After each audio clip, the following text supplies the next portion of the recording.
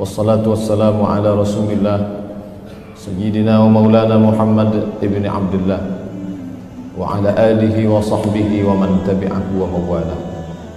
Ashhadu an la ilaha illallah wahdahu la sharika lah wa ashhadu anna sayyidana Muhammadan abduhu wa rasuluhu la nabiyya ba'dah. Allahumma salli ala sayyidina Muhammadin an-nabiyil ummi wa ala alihi wa sahbihi wa barik wa sallim. Qala Allah ta'ala fil Qur'anil azim wa huwa asdaqul qa'ilin. A'udzu billahi minasy syaithanir rajim. Ya ayyuhalladzina amanu taqullaha haqqa tuqatih wa la tamutunna illa wa antum muslimun. Wa qala ta'ala fi ayatin ukhra, ya ayyuhalladzina amanu taqullaha wa qulu qawlan sadida yuslih lakum a'malakum wa yaghfir lakum dhunubakum wa man yuti'illaha wa rasulahu faqad faza fawzan 'azima. Ibadallah, usikum wa nafsi bi taqwallahi wa ta'atihi faqad faza al-muttaqun. Hadirin jamaah Jumat yang dimuliakan Allah Subhanahu wa ta'ala. Sampai pada pagi, sampai siang, sampai malam nanti kita senantiasa berharap Allah Ta'ala melimpahkan rahmat karunia-Nya. Karena rahmat itulah seekor singa tidak memakan bangkai, tidak memakan anaknya. Seekor burung gagak yang garang tidak memakan telurnya. Seekor gajah tidak akan menginjak anak bayi yang baru lahir. Apa sebab? Karena ada rahmat Allah Subhanahu wa ta'ala. Bahkan suatu ketika Nabi SAW mengatakan, la yudkhilal jannata ahadakum amalu. Kamu tidak akan masuk surga karena amal. Wala anta ya Rasulullah, engkau pun tidak masuk surga karena amalmu. Wala ana, aku pun tidak masuk surga karena amalku. Illa ayyataghammadani Allahu bi rahmatih. Allah Ta'ala mencurahkan rahmatnya. Rahmat itulah yang dimintakan oleh khatib pada awal khutbahnya. Assalamualaikum warahmatullah. Rahmat itulah yang senantiasa kita mohonkan kepada yang hidup dan yang mati. Allahumma ghfir lahu warhamhu. Dan pada saat duduk antara dua sujud kita mintakan, Rabbighfirli warhamni. Kenapa orang yang berdosa sampai siang ini masih hidup? Karena Allah Ta'ala masih memberikan rahmat hidup. Tapi tidak semua yang hidup datang ke masjid ini. Di rumah sakit yang tidak jauh dari masjid kita ada terbaring saudara-saudara kita yang sedang diuji, diberi rahmat hidup, tapi sehatnya dicabut Allah. Tapi ada pula yang sampai siang ini berkeliaran di tengah jalan raya, diberikan rahmat hidup, diberikan rahmat sehat, tapi ada dicabut Allah satu nikmat besar dari hatinya, rahmat istiqamah iman dan Islam.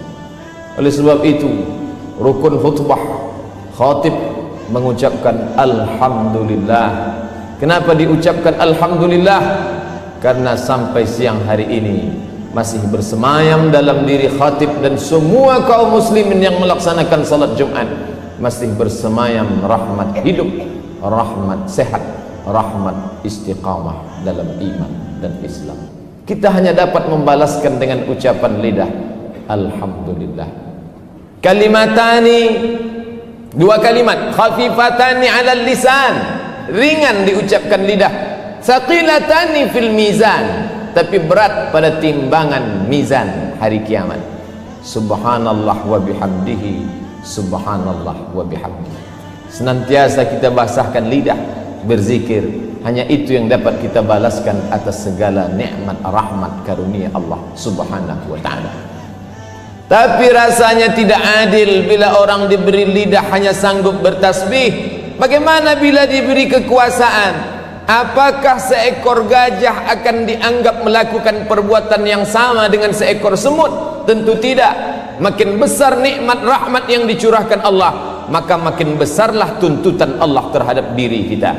Bagi fakir miskin, orang yang sakit, dia cukup mengucapkan alhamdulillah. Tapi bagi orang yang punya kekuasaan, dia mesti bersyukur dengan kekuasaan yang dipinjamkan Allah Ta'ala kepada dirinya.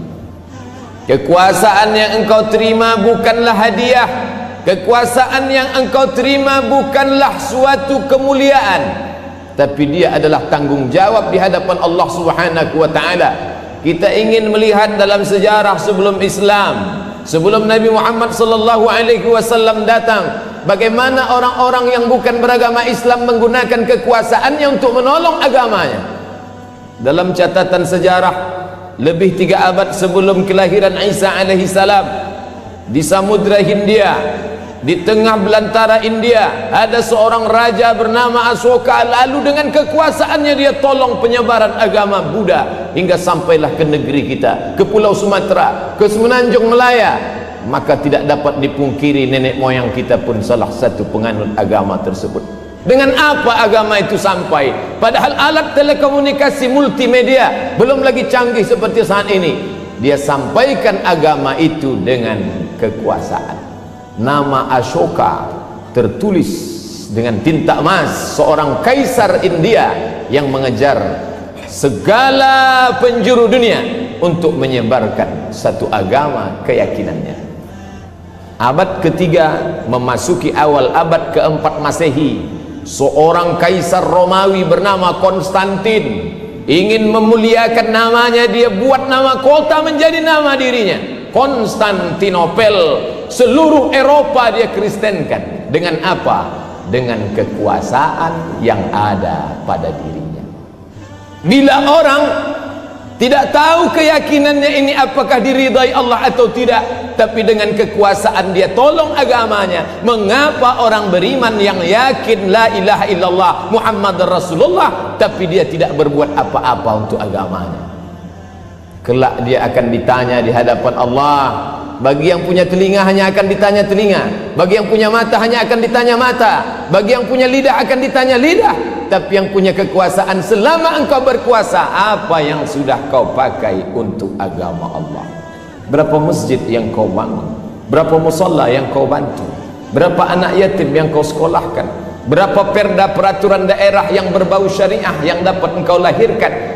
Karena permasalahan problematika umat tidak selesai dengan khutbah Jumat. Anak-anak remaja keluyuran malam lewat jam 12, jam 1 malam. Apakah mungkin al-ustaz berceramah di tengah jalan, di karaoke, di diskotik, di warnet? Ini tidak dapat dilakukan. Lalu siapa yang dapat mencegah nahi mungkar ini? Orang yang punya kekuasaan. Maka dengan peraturan daerah, kepalanya diisi dengan hukum, dia ahli hukum, tapi hatinya senantiasa berzikir la ilaha illallah Muhammad Rasulullah. Orang Islam tidak dinilai karena kesolehan pribadi. Soleh secara pribadi, rajin puasa Senin Kamis, rajin sholat Jumat, hanya untuk pribadi saja.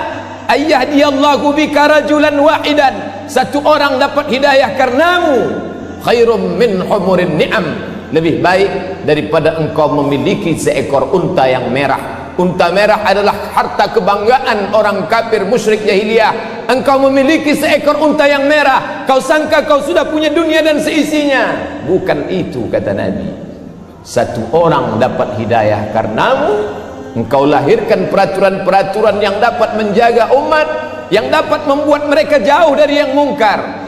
Khairum min humurin ni'am, lebih baik daripada engkau memiliki harta yang berlimpah ruah. Muslimin jamaah Jumat yang dimuliakan Allah Subhanahu wa ta'ala, maka mari kita renungkan.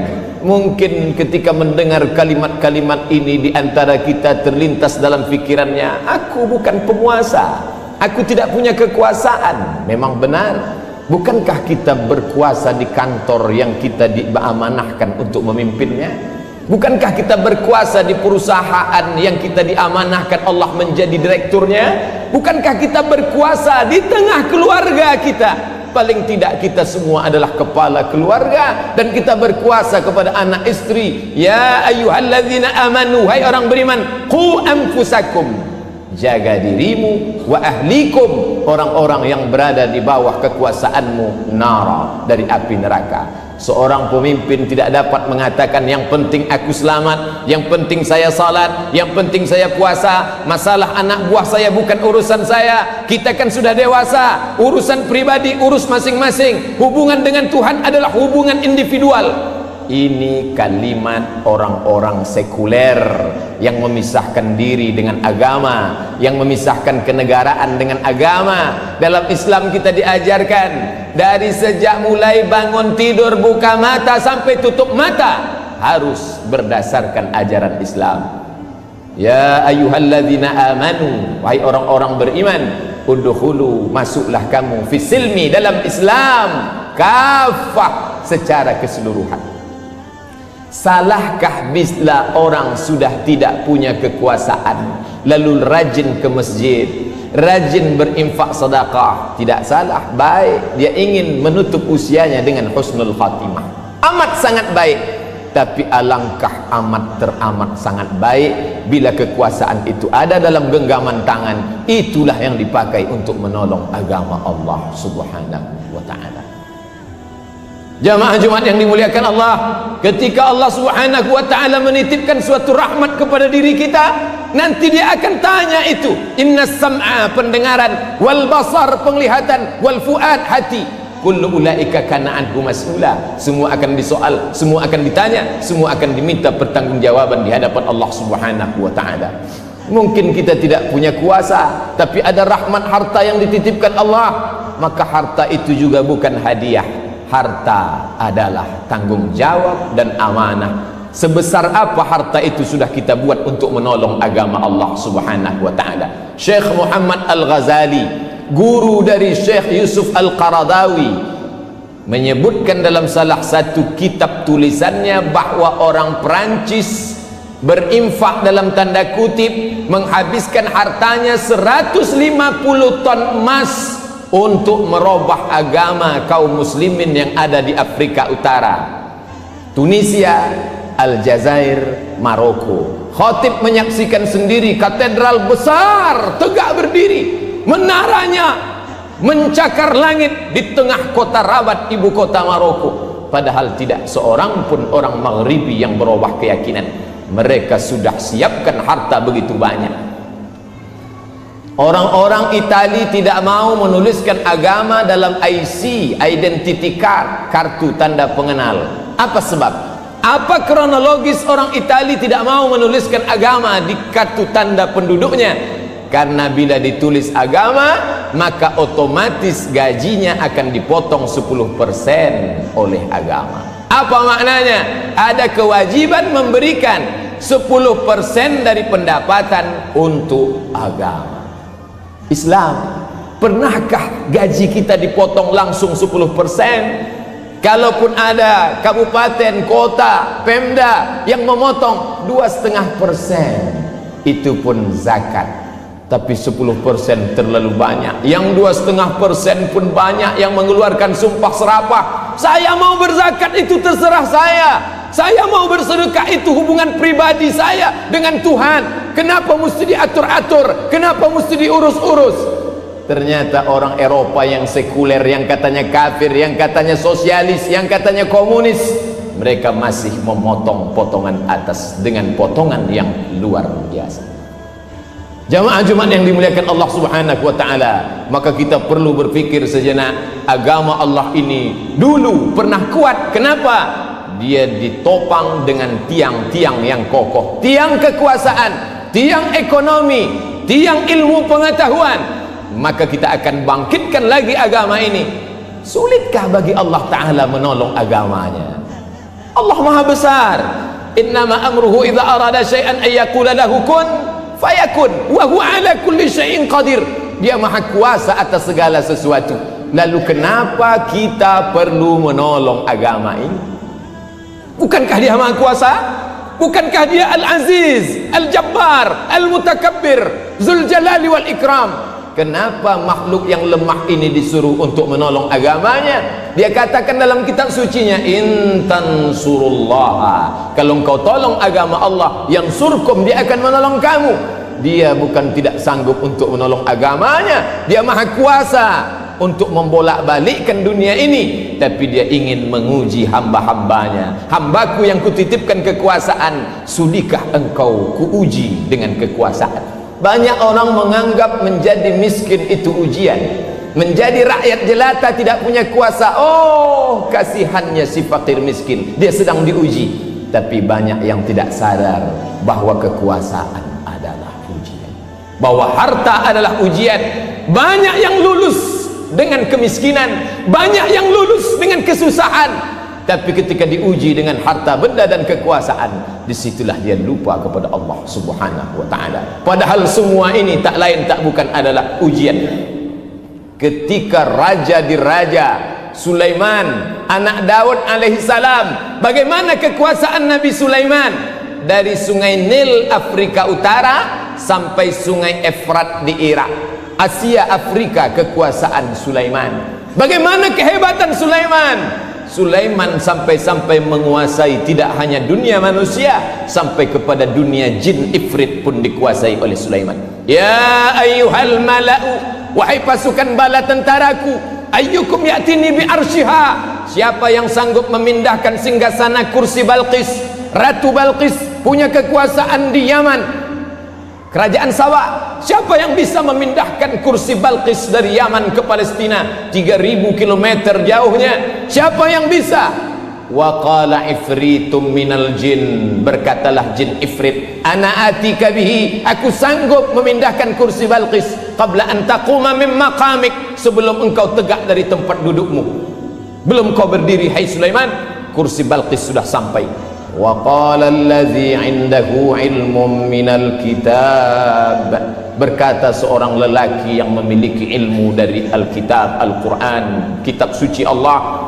Apa dia katakan? Ana atika bihi, aku sanggup memindahkan kursi Balqis qabla an yartadda ilaika tarfuk, sebelum matamu berkedip, kursi singgasana Balqis sudah pindah dari Yaman ke Palestina. Ketika kursi itu sampai, apa yang dikatakan Sulaiman alaihissalam? Nabi Sulaiman mengatakan, hadza min fadli rabbi, ini ujian Tuhanku, liyabluwani, dia sedang menguji imanku. Ashkur, apakah aku akan bersyukur, am akfur, apakah aku akan kafir. Siang ini sepekan lamanya kita sibuk dengan aktivitas rutinitas, menghitung harta, mengurus kekuasaan, tapi siang ini kita masih diberikan rahmat hidup sehat walafiat, merenung sejenak dalam khutbah Jumat. Apakah selama ini kekuasaan yang kita miliki sudah kita pakai untuk menolong agama Allah? Kalau sudah, alhamdulillah, khutbah ini membuat kita makin istiqamah. Kalau belum, tidak ada kata terlambat. Mari kita pakai kekuasaan dan harta benda untuk menolong agama Allah. Harta tidak lagi ada, kekuasaan pun tak tersisa. Apa yang bisa saya sampaikan? Sampaikan kepada anak, menantu, cucu, cicit, kawan, sahabat, handai tolan generasi akan datang. Wahai cucuku, wahai anakku, wahai sahabatku, wahai generasi ke depanku, aku dulu pernah berkuasa, tapi aku tidak tahu agama. Sekarang aku tak punya apa-apa, tapi aku ingin sampaikan kepada kalian, di akhir hayatku, aku ingin kalian menolong agama Allah dengan harta dan kekuasaan yang dititipkan Allah Subhanahu wa ta'ala. Inilah yang akan dibawa menghadap Allah Subhanahu wa ta'ala. Yauma la yanfa'u malu wa la banun, yauma la yanfa'u malun, pada hari itu tak ada guna harta, wala banun, anak pun tak bisa menolong. Siapa yang akan menolong? Illa man atallaha biqalbin salim, orang-orang yang datang menghadap Allah dengan hati yang bersih, membawa amal saleh. Pada saat menutup mata, amal soleh akan dibawa. Saat itu malaikat datang menghampiri sebelum Israel mencabut nyawa. Apa kata malaikat? Allah takhafu, hai calon jenazah, hai yang akan mati meninggalkan berjasad, la takhafu, jangan kau takut, wa la tahzanu, jangan kau sedih, wa abshiru bil jannati allati kuntum tu'adun, berbahagialah kau mendapatkan surga yang dijanjikan Tuhan. Saat tersenyum, saat itulah ruh keluar dari jasad, dibawa oleh malaikat Israel menghadap penciptanya Allah Subhanahu wa ta'ala. Barakallahu li wa lakum fil Qur'anil azim, wa nafa'ani wa iyyakum bima fihi minal ayati wa dzikril hakim, wa taqabbala minni wa minkum tilawatahu, innahu huwal ghafurur rahim.